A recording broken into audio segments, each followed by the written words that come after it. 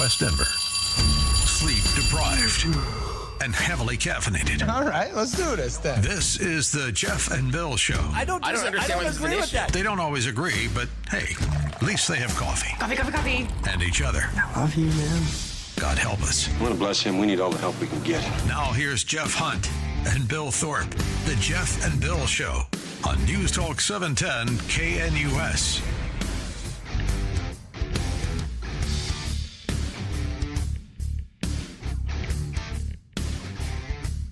9 a.m. in the Mile High City on this Tuesday, August 5th, 2025. Good morning, Denver, Colorado. You've tuned in to the Jeff and Bill Show, News Talk 710 KNUS. Lots of text messages coming in. As you can imagine, the Second Amendment hotly debated in the text message line. You're welcome to join us at 720-819-5115, 720-819-5115. And as you can imagine, it's on both sides. Someone called me a boob. Nothing about states and the Bill of Rights, the 10th Amendment? Well, my response to you, 7638, is tell me where they're restricting the states in the 10th Amendment. Because I'm pretty sure they're not telling the states what to do. They're telling the federal government what it can't do, which is affect the states. That would be the 10th Amendment. Others, though, agreeing with me, saying like most of our rights, the Second Amendment, this actually would support, I'm not saying that we shouldn't have any restrictions on our Second Amendment rights, but 2938 saying, like most of our rights, the Second Amendment right is not unlimited. It's not a right to keep and carry any weapon whatsoever, in any manner whatsoever, and for whatever purpose. You're right. I agree with that. But remember where our rights begin. Our rights come from God. Start there. They're not granted to us. They're not given us. The state doesn't give us permission to exercise these rights. These documents are written to restrict the state from infringing on our rights. 5695, saying that the Constitution is not about limitations of the sovereign citizens. It's about limiting government. So you're welcome to join the conversation there, 303-696-1971. Actually, the text message line is 720-819-5115. Coming up after news and comment with Blake Olson, we're going to see some changes to S.N.A.P benefits here in Colorado as soda no longer going to be used. These are by the food stamp cards, S.N.A.P benefits. You can't use them for soda anymore. You agree with that? Love to hear from you. 720-819-5115. Now it's time for news and comment with Blake Olson. Blake Olson. Blake Olson, news and comment.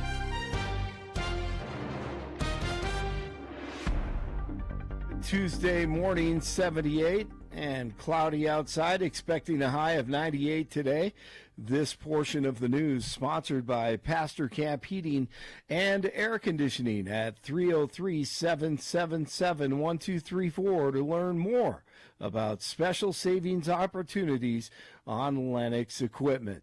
Our top story, the House Oversight Committee issues subpoenas to several high-profile figures, including the Clintons, Merrick Garland, Comey, and Eric Holder, forcing them to testify under oath regarding Epstein. Also, former AGs William Barr, Alberto Gonzalez, Jeff Sessions, Loretta Lynch have been subpoenaed. Congresswoman Anna Paulina Luna and Benny Johnson on X minutes ago. It was actually Democrats. This is a bipartisan vote to actually bring everyone in to testify in regards to their involvement with Jeffrey Epstein. What's been really interesting about this whole thing is that, look, the media has tried to push this like a hot potato. They don't want to talk about the Democrat mega donors and Democrat business owners, also political elites that are involved in this. And so to see Democrats vote for that, we're sending the subpoenas. So, you know, there were some people that did not want the subpoena to go through. Those were Republican members of Congress. I won't name them yet. But what I will tell you is, you know, ultimately House Oversight's function is to restore faith in government, and that means that we have to look at people across the board. So we're looking. Big news. And the strike force is underway in the Russia hoax that the lefty commies cooked up, and now a grand jury will be impaneled, and most likely in Florida, where 47 had his Mar-a-Lago home raided by the deep state commies. Texas Governor Abbott authorizing civil arrest warrants for jackwagon lawmakers who left Texas to deny the chamber a quorum on Monday. More than 50 Democrats fled to, of course, Illinois, New York, and Massachusetts to prevent Republicans from redistricting maps, which happens all the time after every election cycle. Obama's right-hand man, Eric Holder, he continues to resurface and says, go ahead, Republicans, make a day. Now, if you want to play with fire, and that's what we're doing here, you put in a bunch of partisan hacks who are not supposed to be in the House, who are there because of gerrymandering and a whole range of other things that Republicans are doing, and then put at risk the possibility that that body would not certify who the next president was. That's why this is a national problem. This is not something only the Texans ought to be concerned about. Here's looking at you, partisan hack.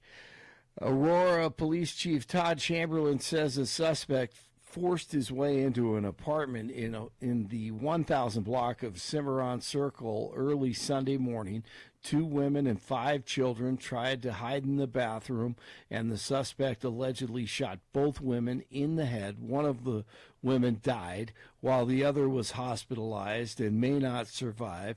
None of the children were injured, thankfully. Police arrested 30-year-old Michael Jordan Castellano Fonseca Monday. He's an illegal from Venezuela who entered the U.S. So vibrant. Isn't it, though? In 2023. Jeez. Unbelievable. Going back to Comer, I love that how the hackery only takes place on the left. Yeah, exactly. Or on the right. I'm on sorry, the right. The hackery only takes place on the right. Absolutely. I mean, no, this guy, there's a level of political engagement, Blake, where I go, you know what? I kind of respect the fact that you just have no principles. And you're just purely a partisan bulldog, right? And it happens on both sides. But you're just, you're like a vicious, it's like the defense attorney. I was watching Robert Shapiro the other day talk about how he got O.J. Simpson off. And I'm just like, dude, you have no guile, no kind of like, maybe integrity. I shouldn't be doing this, that, everything. He's like, I'm purely here to help my team win. And how the gloves and, no discussion that the blood covering the gloves was going to shrink the thing. But, you know, he puts them on. It's like, oh, this is not going to fit on O.J. And, O.J., put on the gloves, put on the glove. When I listened to, who was the guy that you just played? Eric Holder. Eric Holder. Eric Holder. Yeah. Right. Like here you have a guy who's going, gerrymandering is a huge threat to our democracy. Only when Republicans do it. Right? Like, no, he's never been out there going, the gerrymandering in Wisconsin or the gerrymandering in Illinois is a real big problem, and I'm committed to nonpartisan, bipartisan efforts in Congress. No. Just pure attack dog, partisan. I don't know. And at a certain level, I kind of respect it. Yeah. I mean, they're great actors. I mean, he stares right into the lens of every camera, and it just sells out, man, and tells himself, no matter what, I don't care how wrong this is, I'm going to say it's right. It's incredible. No, you're right. I mean, and it's attorneys, a skill set, man. It is. Attorneys are so good at that. They are the best at that. I mean, you and I would crumble. Billy would too. I mean, when it came down to the truth, we know we're spewing baloney. Yeah. And we don't want to do that, right? We're not the type of people that are like, there's some self-awareness. They just don't. No. And you'll have some Democrats being like, God, there are terrible things happening with gerrymandering. And those terrible Republicans in Texas are gerrymandering. Meanwhile, Illinois is the most gerrymandered up and down, Exactly. totally controlled by Democrats. Never said a word about it. When you look up gerrymandering in the dictionary, there's a picture of Illinois right there, right below it. And here is another great example, exactly what you're talking about. Let's hear Pocahontas on CNBC. She supports Mom Donnie, the commie running for mayor in New York, and the host doesn't let her skate, so I love that. But here she goes again. What Zoran is saying is, I want people to be able to afford to live in New York City. That's what keeps it a vibrant city. That's what makes people want to live Nobody here. disagrees with that, Senator, but raising taxes in order to do it? Why is that the answer? Oh, dear. Are you worried that billionaires are going to go hungry? No, I'm worried that they're going to leave and spend their money elsewhere. You know, they've threatened to do that over and over and over. And they have. They've left. But here's the thing. And Goldman Sachs, when they create new jobs, they do it in Dallas. And Blackstone won't build a new headquarters. And go on and on. You want to have a workable city? You want to have a city that's vibrant? You want to have a city where streets are full, where there are things for sale 24 hours a day? Then you need people who can live here and work here. Well, we've got that right now, Not by the way. people who I have would to point take out an New hour York and a half is thriving. So Well, now it's doing pretty well, actually. I'm glad you think they're doing well, because a lot of people are struggling to pay for housing. A lot of people are struggling to pay for groceries. And I got to tell you, mamas and daddies who are facing $25,000 a year to pay for child care. Those are national issues. I mean, I know they are the local state, but you can't. New York City. Yes, but if you deal with them in that way, by what is always your backup, just tax them more, they will leave. No. Yes, that's Gosh, right. It's always unicorns. Right. And absolutely. and rainbows and that type of stuff. We're a vibrant city. If the illegal immigrants are going to come in, everything's going to be wonderful. I mean, Mayor Mike Johnston was saying the same thing. No doubt. She is a great example of what you were talking about, though, man. Yeah, right. That lady just sells it. She is frightening. I can't. Yes. She's got to go. I bet she goes to bed at night and goes, good night. Yeah. And, horns are coming out of her skull. God. They sleep just fine, believe me. You need Absolutely. People, man, and they get to that level because of their ability to do this. That's right. You hit it on the head. That's why they get to the top level of this stuff. No doubt, man. No, you have no chance. you and I have no chance. Neither does Billy. That's why we were commentators. That's just right. Stand on the side and talk about what's happening. That's why we wake up at 2:00 in the morning. And they're sleeping all morning, getting their breakfast right now. Jays in Rockies tonight at 6:40 at Coors Field, 76 in Larkspur, 77 in Brighton, 78 in Denver. Jeff and Billy continue on this Tuesday. Blake Olson, News Talk, 710 KNUS. Your 710 5-day forecast, it's going to be mostly sunny and hot today, and that'll set the trend for basically the rest of the work week. This afternoon, we're going to see highs in the middle and upper 90s with clear skies tonight and lows in the mid-60s. Upper 90s for Wednesday and Thursday, might even hit 100 in spots, keeping it sunny and dry with lows upper 60s, trending cooler in the 80s this weekend. Weather brought to you by L&L Heating and Air Conditioning. For quick, trustworthy, dependable service, call 720-851-1691 or visit them online at bestdenverhvac.com. You'll be comfortable with L&L. Meteorologist Don Watzel in the 710 KNUS Weather Center.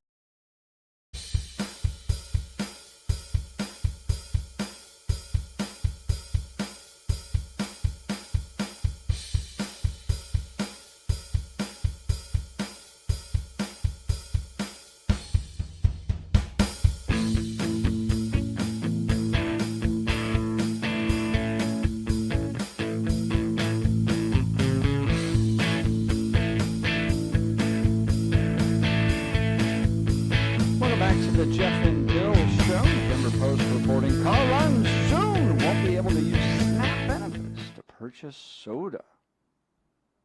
Shoppers in Colorado who use the Supplemental Nutrition Assistance Program. It's a fancy word for those. Well, it just fell out of my head. Bill, the food. Food stamps? Stamps. There we go. Food stamps. Yeah. One of those days today. Let's start. Yeah, I know. Shoppers in Colorado who use the supplemental. right? Super Supplemental Nutrition Assistance Program, otherwise known as food stamps, will soon be barred from using their benefits to buy certain junk food. The U.S. Department of Agriculture on Monday approved a waiver from Colorado seeking to exempt soda and sugary beverages from SNAP beginning in 2026. Governor Jared Polis, in a statement, said the waiver marks a big step towards improving the health of Coloradans and reducing obesity rates, diabetes, and tooth decay. The governor added that he hoped the change would help alleviate food deserts in the state by reducing shelf space for soda and increasing it for other nutritional food products eligible for SNAP. The USDA on Monday also approved waivers for West Virginia, Florida, Louisiana, Oklahoma, and Texas to amend the statutory definition of food for purchase under the Federal Food Assistance Program. For years, SNAP has used taxpayer dollars to fund soda and candy products that fuel America's diabetes and chronic disease epidemic, said Robert F. Kennedy Jr., the U.S. Secretary of Health and Human Services, made in a statement. These waivers help put real food back at the center of the program and empower states to lead the charge in protecting public health. I thank these governors who have stepped up to request waivers, and I encourage others to follow their lead. This is how we make America healthy again. Colorado is still waiting for federal approval of 2 additional waiver provisions that would allow SNAP recipients to use their benefits to buy hot prepared foods from grocery stores and streamline the process for farmer market vendors to accept SNAP payments. Polis has long sought these changes to the federal food program. A decade ago, while serving as a congressman, he brought forward an amendment that would have made junk food and soda ineligible for SNAP. Giving states the opportunity to focus on having healthier foods in SNAP should be a priority, he wrote in X in December. Bill, this is one of those overlaps between MAGA and Polis. You saw him support Robert F. Kennedy in his appointment to this role, and he's talked a little bit about vaccines. In this case, supporting what Robert F. Kennedy wants to do with regards to junk food and SNAP benefits. Do you agree with Colorado carving out and saying you can't use food stamps to pay for junk food? Your thoughts, sir? I'm not as worried necessarily about this one because, for me, this is virtue signaling. This is that we want to make sure that we feel righteous, and we want to make sure that we feel better, and we want to make sure that you're following rules that we want to impose on you. It's like when I hear people getting upset that someone with food stamps is buying, lobster or something they can't afford on there. Okay, I understand that what we should do is make sure that anybody on SNAP benefits can't have happiness or joy. That's the problem. You shouldn't be able to buy anything that would be nice for your family. I mean, we probably shouldn't give them, good apartments that don't have things like, that have windows that work, or even, maybe the hot water shouldn't work if you're on Section 8. You just have to have cold water. Maybe only water an hour a day, because we're going to teach you a lesson. That I feel this is virtue signaling. I'm not necessarily against the idea that, yes, there should be some nutritional constraints on what you're purchasing with food assistance, but I think this really is about everybody who's not on food assistance wanting to shame those who are. And the problem that I have is, if you really want to do this, okay, let's do it. I would be 110% up for preventing food assistance programs like SNAP for going towards anything, and we can put a whole list of things that would be considered junk food. But if so, let's increase the benefits, because the healthy stuff costs more. And that's the fundamental problem I have with this, is if we would go in and try to buy, let's just go say, seltzer, vitamin water, something like that, even juice, versus what I can purchase soda for, the soda's less. And so that's the thing, is that sometimes, yes, sometimes these people that are on the food assistance are splurging. They're not going in there and buying. They can't afford the lobster or the steak every day. So their assistants wouldn't allow them to do that. That's a splurge, and they're having fun that day, fine. If we want to get mad at them and say no and go outside, and if we find them doing that, stoning them to death, whatever, fine, if that's it. But in these cases, the thing that they're making the choices on are the least expensive. It is much less expensive for me to buy them the crap food than to buy the nutritional food. So if I am on a budget where I'm struggling to feed my family to the point that I need an assistance program, you think I'm going to go and buy the stuff that's the most expensive in the store? I'm going to go to the stuff that's heavily processed. I'm going to go to the stuff that's full of sugar simply because it fits inside my budget more than the other stuff does. So if we want the people on food assistance, in my mind, to only buy the healthy food, you must give them more money so they can afford it. That's why I say this is virtue signaling. So nobody wants to give them more money, but everyone wants to tell them what they can buy. All right, I see it differently. I spent years doing ministry in very poor communities and among families that were struggling. Their diet was horrendous. Now, Bill, I'll grant to you that healthy food is too expensive. I agree with that. But what I also saw was a lot of poor decision-making when it came to junk food. I was primarily doing ministry with middle school kids. And, man, what these kids ate on a daily basis was just basically Mountain Dew and Fire Cheetos, I think is what those are called, like spicy hot Cheetos. It was like their main food groups. And, man, I'm torn here because, yeah, do I think if they had healthy food that was cheaper, they would purchase it? Probably. Probably that would influence. But when you're dealing with poverty, sometimes, and I'm not saying all the time, but sometimes you're dealing with bad decision-making in a number of areas. In their personal lives, in their romantic living, in educational opportunities, in showing up for work and being on time. You're dealing with a snowball of poor decision-making that's put them in a position where there's nobody else to blame but themselves.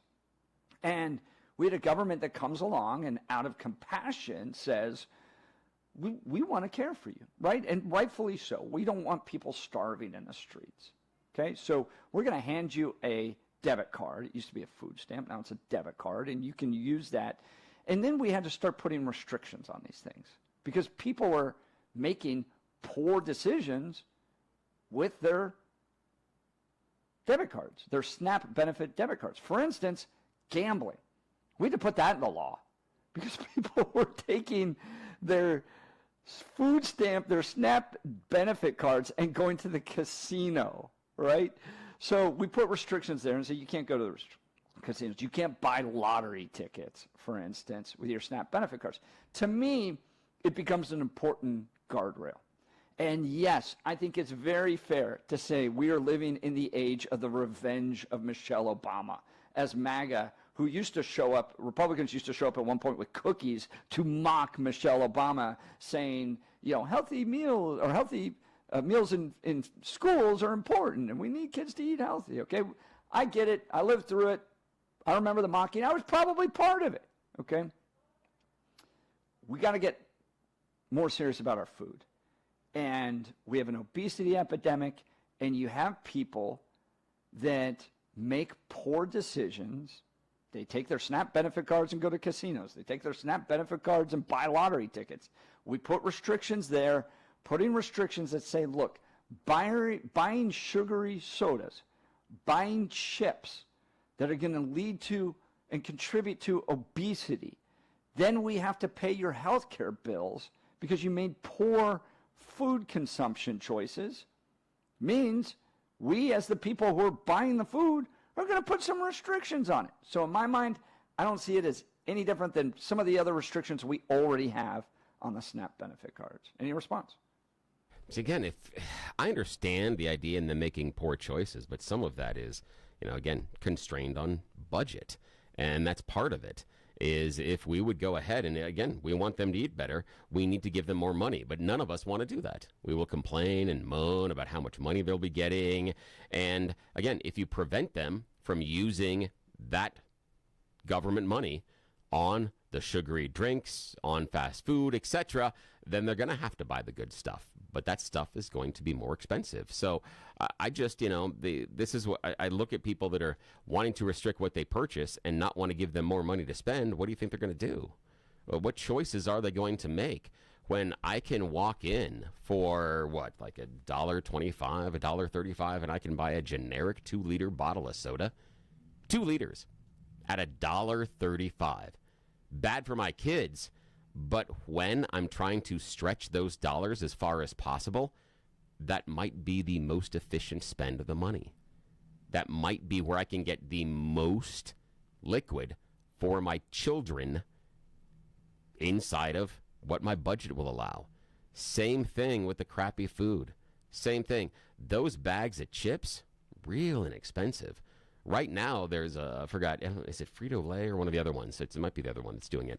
But they're running a thing with 4 bags of chips for $10. That's phenomenally reasonable if you are in a situation where your budget is constricted. How much would carrots cost? I think they're running about $3.39 or $4 for a bag. But if I look at the amount of chips versus the amount of carrots, I can probably get 4 times the amount of chips, if not as much as 8 times the amount of chips that I can get as purchasing the carrots. Same thing. And so that's the issue, is that balance is more expensive. When you go to the store and a pint of blueberries is $4, when cherries are $4 a pound. When the other day we went to the grocery store and I picked up a watermelon, big giant watermelon, went and scanned it, $28. $28 for a watermelon. I didn't buy it. I put it back because I'm not paying that much for it. Whole Foods? No, this is Safeway. That was Safeway. That was a Safeway watermelon. And again, shout out to Holly and Dave. Met you at the grocery store this weekend. Appreciate you. It was nice to chat with you. But it was a bit. I mean, again, they had huge watermelons, and the person that was working there said, "Oh yeah, all these watermelons are really big and really expensive this time. Just the shipment they got were large watermelons." But again, $28. How, if I'm on government benefits, do I justify spending $28 on a watermelon? It would be healthy. 7579 Bill's texting in saying healthy food's not necessarily expensive. It just requires preparation. And that's what people are avoiding. They want prepackaged food, and they want it fast. I can get 4 bags of chips for $10. That's less expensive than what I can get the same amount in vegetables and fruit. When a pint of blueberries is $3.99, when a pint of strawberries is $2.79, $3, $4, yes, I can get more chips per ounce than I can get with the healthy food. That's the problem. It's less expensive.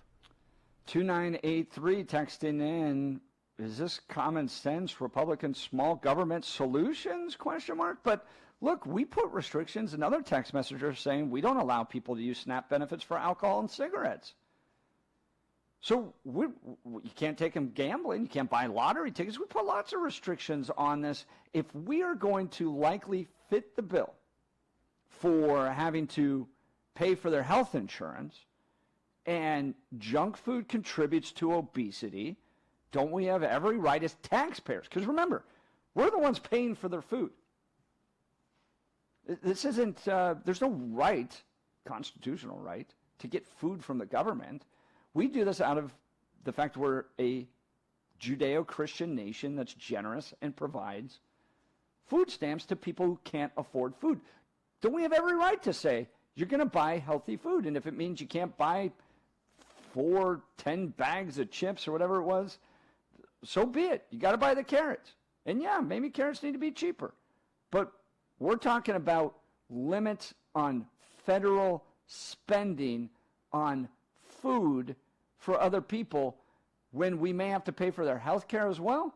Yeah, I think we have every right as limited government conservatives to say you can't spend it on alcohol, can't spend it on tobacco, can't go to the casino with it, And you got to buy healthy food. You can't buy soda or chips. Feel free to text us, 720-819-5115. We're having challenges with the phones today. We'll continue. You're listening to The Jeff and Bill Show. This is Denver's Talk Leader News Talk 710 KNUS.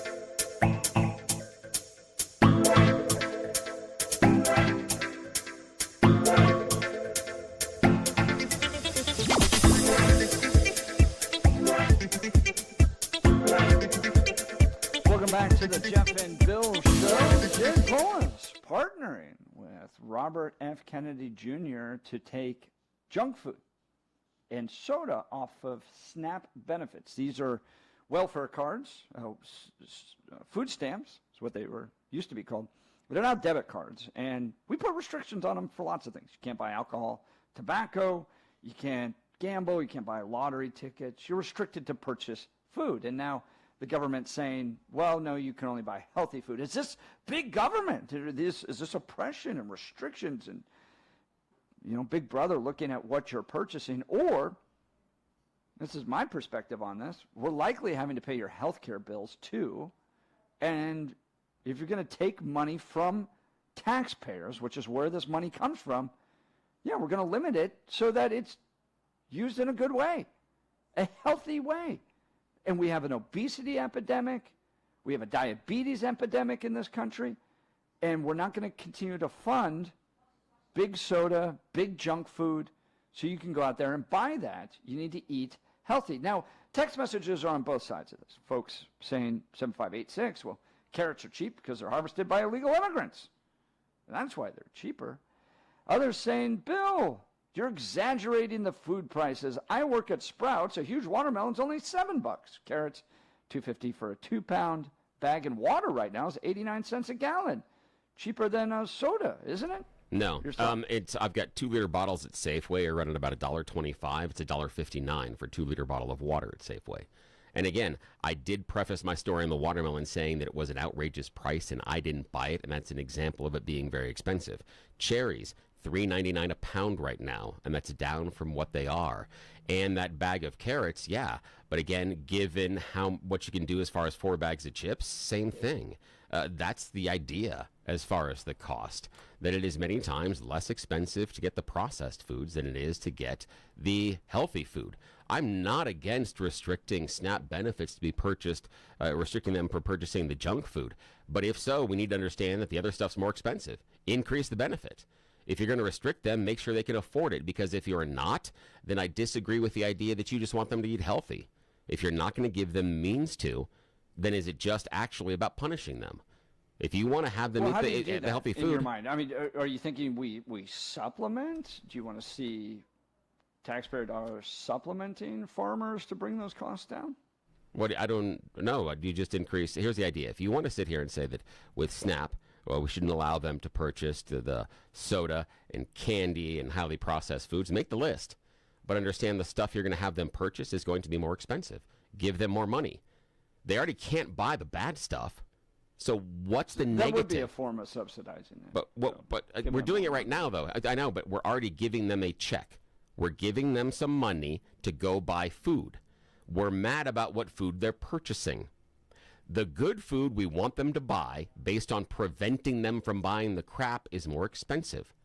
If we want them to purchase that good food, we need to give them the more money. If not, it's just about punishment in my mind. Because if we're like, well, we know the healthy food's more expensive, and we don't want you to buy the junk food, but we're going to keep the amount of money that you have the same and just prevent you from buying the junk food.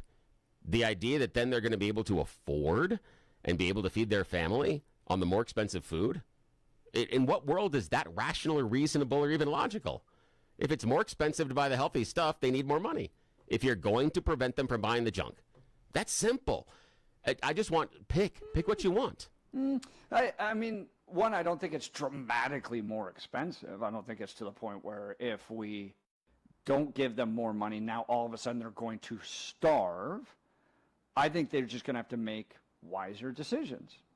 And I think if you bring in greater demand, as you often see, prices go down in order to meet that greater demand that's taking place out there, because you'll have more farmers, because now all of a sudden they can't buy junk food, so the money's not going to PepsiCo, it's not going to Frito-Lay, it's going to farmers like Jared Polis wants to set up. So now all of a sudden you have more money, more demand.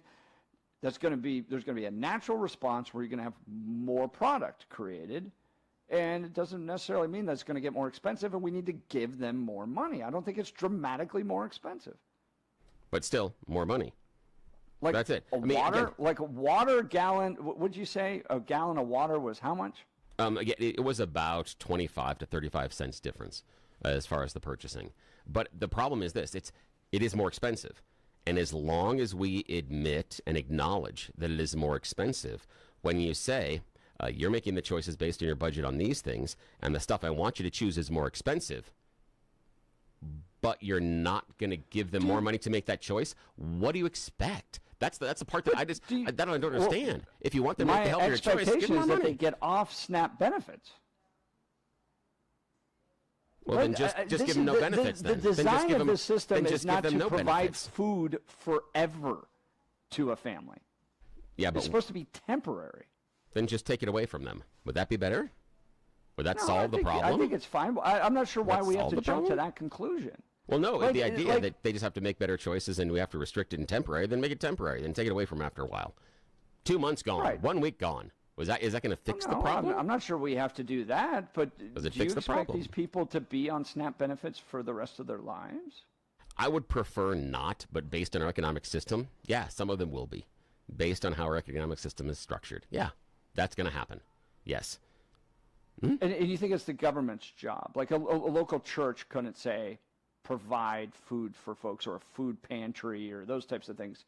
It's the government's job to continue to provide SNAP benefits in perpetuity to people. I'm not certain that I agree with how you're phrasing that it's the government's job to. I think that as a society, because we are the government, can decide to do that. Yes, we can. And do you think that's good? I mean, yeah, I do. I do think, because I do come from but again, I come from the idea that we are all in this together, and that some of this pain and everything else, and there are some shared sacrifices. I know a lot of us make different sacrifices over the course of the day, some of those being taxes, some being time, some being number of jobs. Yes, they're all things that we do and go without. Yes, and they're choices that are made. Yes, and I do believe that inside this society that I'm okay with providing support to individuals that can't feed themselves. Yes, I am, and I know that NGOs come in and churches and everything come in and do things as well. But there are some others. Yeah, but I'm not going to leave it to only them. No, I wouldn't. But that's because of the society I want to live in. This is the disagreement you have between Republicans and Democrats in measuring SNAP, right? So remember, SNAP is the Supplemental Nutrition Assistance Program. Yeah. It's supplemental in its definition. It is supposed to help. It's not supposed to provide all your food. So it is supplemental in its definition. Democrats will go, we are a compassionate society when we are providing more benefits to people. And so you saw this under the Obama administration, is that they measured success and cheered when they got more people onto SNAP. Republicans, on the other hand, go, we are a more compassionate society when we get people off of SNAP. And if you create a system where they're just perpetually able to get food from the federal government, paid for by other taxpayers, in perpetuity, that's not a compassionate society because they become dependent upon the government to eat, as opposed to empowering them to get off. So it is supplemental and temporary in its nature, and we're more compassionate when people are freed from this rather than dependent on it. Feel free to join the conversation. Would love to hear from you. Our phones aren't working today, but you can text us, and the text message lines are hot. 720-819-5115, 720-819-5115. We'll get to these text messages next. You're listening to The Jeff and Bill Show. This is Denver's talk leader, News Talk 710, KNUS. Wake up, Denver. There's no better place to start your morning than IHOP, where the pancakes are fluffy, the coffee is hot, and the smiles are endless. Wednesday, August 27th, join Jeff and Bill as they broadcast their show live from IHOP at 1595 South Colorado Boulevard in Denver. You're officially invited to be part of the excitement. Come grab your favorite breakfast and watch the Jeff and Bill Show in action from 6 to 10 a.m. Don't forget to try the special Jeff and Bill breakfast, pancakes, any style eggs, and crispy bacon, all for just $7.10. It's a deal as good as their hot takes. All they need is you. Bring your appetite, bring your friends, and kick off your day with great food and great conversation. See you Wednesday, August 27th at IHOP.